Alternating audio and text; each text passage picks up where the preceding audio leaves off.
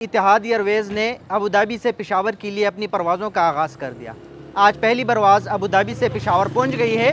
اتحاد ایئرویز کے مطابق یہ پروازیں ہفتے میں 5 دن چلے گی اور 22 نومبر کے بعد روزانہ کی بنیاد پر اتحاد ایئرویز کی پروازیں پشاور کو یورپ، افریقہ، امریکہ اور جو گلف کنٹریز ہیں ان کے ساتھ منسلک ہوگی۔ یہاں سے جتنے بھی مسافر ہیں وہ اتحاد ایئرویز کے ذریعے کنیکٹنگ فلائٹ لے کے یورپ جا سکتے ہیں، افریقہ بھی جا سکتے ہیں، گلف کنٹریز بھی جا سکتے ہیں اور ساتھ میں جو افریقی ممالک ہیں وہاں پہ بھی سفر کر سکتے ہیں۔ یہ پروازیں بند کیوں ہوئی تھی؟ تقریباً 10 سال پہلے 25 جون 2014 کو پی آئی اے کی پرواز 756 کو ایک حادثہ پیش آیا۔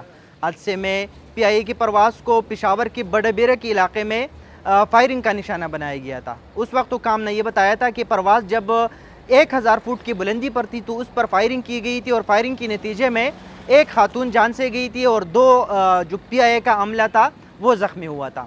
بعد میں حکام کے مطابق جو تفتیش ہوئی تھی اس میں عسکریت پسند گروپ کے کمانڈر بھی ملوث تھے اور ان کو اس میں گرفتار بھی کیا گیا تھا۔ تقریباً اس واقعے کے 1 سال بعد جو عسکریت پسند تھا، جو کمانڈر تھا، ان کا جو سہولت کار تھا وہ بھی پشاور کے رنگ روڈ کے علاقے سے گرفتار کیا گیا تھا۔ اس واقعے کے بعد پشاور ایئرپورٹ کے لیے جتنی بھی بڑے ایئر لائنز ہیں جس میں قطر ایئرویز ہے، سعودی ایئر لائن ہے، اتحاد ایئرویز ہے اور باقی جو ایئر لائنز ہیں انہوں نے اپنی پروازیں منسوخ کی تھی۔